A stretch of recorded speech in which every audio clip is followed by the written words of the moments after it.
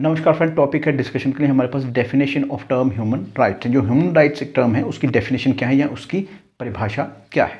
तो इसमें सबसे पहले जो परिभाषा या डेफिनेशन है वो हम ऑक्सफोर्ड डिक्शनरी ऑफ लॉ की देखते हैं, जो कि ये कहती है कि ह्यूमन राइट्स से मतलब rights and freedom to which every human being is entitled, यानी कि ये वो अधिकार और स्वतंत्रताएं हैं जिनके लिए कि हर ह्यूमन बीइंग, ये जो मानव है वो एंटाइटल्ड है, यानी कि उसका ये हक है। क्या है ये? राइट्स और फ्रीडम्स है। तो ये सिंपली इसको ऐसे एक्सप्लेन करती है। अगर हम इंडिया का the protection of human rights act 1993 देखें, जिसके कि सेक्शन 2 क्लॉज डी के अंडर जो है डिफाइन किया गया है ह्यूमन राइट्स को, तो ये कहता है human rights means the rights relating to life, liberty, equality and dignity of individual granted by the constitution और embodied in the international covenants and enforceable by the court of the law. तो यहाँ पर जो मानव अधिकार की परिभाषा है वो बड़ी इंटरेस्टिंग है और उसके बारे में कहा गया है ये लाइफ से जुड़ी है, यानी जीवन का अधिकार, लिबर्टी स्वतंत्रता का अधिकार, इक्वालिटी समानता का अधिकार और डिग्निटी ऑफ द इंडिविजुअल, यानी कि जो व्यक्ति विशेष है उसका मान सम्मान। अब ये गारंटेड किए होने चाहिए, यानी कि इनका एश्योरेंस दिया है किसने? कॉन्स्टिट्यूशन ऑफ इंडिया में। इसका मतलब है जितने भी फंडामेंटल राइट्स या और तरीके के राइट जनरेट होते हैं जो कि भारतीय संविधान में हैं, वो सारे ह्यूमन राइट्स की कैटेगरी में आते हैं। और फर्दर ये कहता है कि इंटरनेशनल जितनी भी कोवेनेंट्स, यानी कि जितने भी एग्रीमेंट होते हैं, अगर उनके अंदर इस तरह के अधिकार को शामिल किया गया है तो उसे भी हम मानव अधिकार या ह्यूमन राइट कहेंगे। और थर्ड पॉइंट है enforceable bye courts in India, यानी कि वो अधिकार जो कि भारत के न्यायालयों ने या भारत की जो जुडिशरी है अगर उसने दिए हैं अपने नागरिकों को, जो कि उसकी पावर है जितना वो कर सकता है, तो वो भी इसमें इंक्लूड होंगे। तो यहाँ पर देखिए वो life, liberty, equality, dignity of individual in सब की बात करता है, पर वो कह रहा है कि भाई भारत के संविधान में है तो वो भी ह्यूमन राइट काउंट किया जाएगा।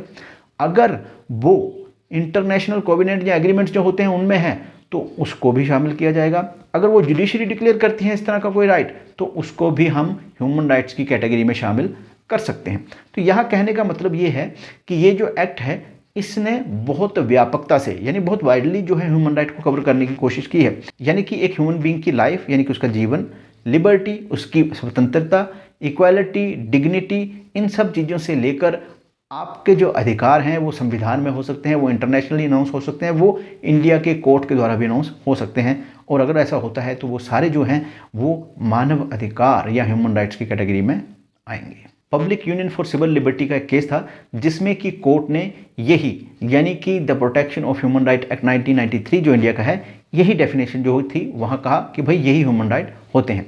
Next friend, human right word जो है उसके बारे में ये भी कहा जाता है कि ये एक जेनेरिक टर्म है, यानी कि एक साधारण या सामान्य टर्म है। इसके अंदर बहुत सी और चीज़ें भी होती हैं, जैसे कि civil rights, civil liberties, social rights या सोशल लिबर्टीज, इकोनॉमिक राइट या फिर आपके कल्चरल राइट। तो ये जो चीज़ें हैं बहुत सारी चीज़ें जो है इसमें इंक्लूड होती हैं, इसलिए इसको एक जेनेरिक टर्म कहा जाता है। और साथ में दोस्तों जो टर्म ह्यूमन राइट्स है इसको इसके और भी नाम से जाना जाता है, जैसे कि fundamental rights, basic rights, natural right, inherent right और बर्थ राइट्स। ये सारी जो टर्म्स हैं वो भी इसके लिए यूज़ की जाती हैं। अब सवाल ये आता है कि ह्यूमन राइट्स जो वो क्यों दिए जाते हैं ह्यूमन बीइंग को? तो इसके लिए कहा गया है ये इसलिए दिए गए हैं क्योंकि ह्यूमन बीइंग जो हैं वो एक रैशनल बीइंग्स हैं, यानी तर्कसंगत हैं, विवेकी हैं, बुद्धिमान हैं, इसलिए उनको राइट्स दिए जाते हैं। अब इसका थोड़ा सा विश्लेषण करें हम तो, यानी कि मान लीजिए एक राइट अगर हम जानवर को दे दें कि भाई तेरे पास राइट टू लाइफ है, तेरे पास राइट टू फ्रीडम है, तेरे पास राइट टू लिबर्टी है, इक्वालिटी है, तो आपको लगता है कि वो इस चीज़ को समझ पाएगा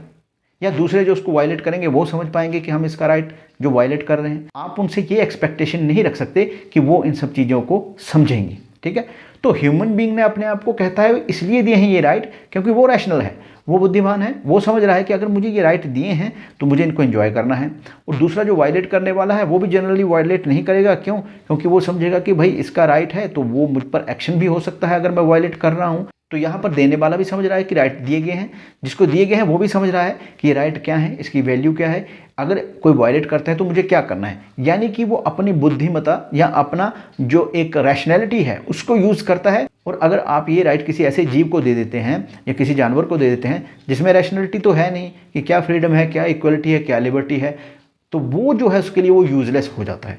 तो इसीलिए कहा जाता है कि because we are human being, तो हम ह्यूमन बीइंग होने के नाते जो राइट्स हमें दिए गए हैं या जो हम दूसरों को देते हैं, तो वो सब चीज़ें जो है वो समझते हैं। और साथ ही साथ कहा जाता है कि ह्यूमन राइट जो हैं वो बर्थ राइट भी हैं, ठीक है ना। जैसे ही आप पैदा होते हैं आप ये सारे राइट जो है वो लेकर आते हैं कि भाई इक्वालिटी, लिबर्टी, फ्रीडम, डिग्निटी, ये सब जो है इसमें इंक्लूड होते हैं। और साथ ही साथ ये इनहेरेंट होते हैं, यानी कि ये अपने आप में ही एक व्यक्ति के अंदर जनरेट होते हैं, ठीक है ना। ये कोई ऐसा नहीं है कि आपको कोई कहेगा कि भाई राइट टू लाइफ, तो इसको राइट टू लाइफ दो जी नहीं, उसके पास ऑटोमेटिकली जैसे ही उसने एक ह्यूमन बीइंग के रूप में बर्थ लिया, उसके पास right to life, equality, liberty, dignity, ये सारी चीज़ें उसके पास ऑटोमेटिकली ही उसके पास इनहेरेंट हैं या उसके पास ही हैं अपने आप से।